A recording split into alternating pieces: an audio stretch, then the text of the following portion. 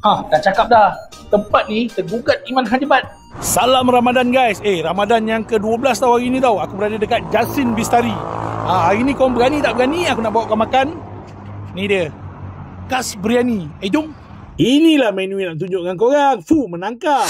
Inilah dia set ayam panggang marsala ni RM59.90.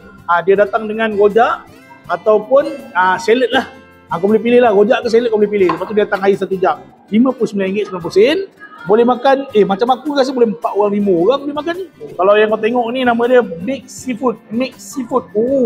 Harga dia RM79.90. Kalau datang dengan 3 nasi, dia bagi kau dengan 1 jam air, salad ataupun rojak lah kau boleh pilih. RM79.90. Puas hati makan. Macam-macam ada kat dalam ni Tengok. Tapi kalau kau order ini saja baru RM73.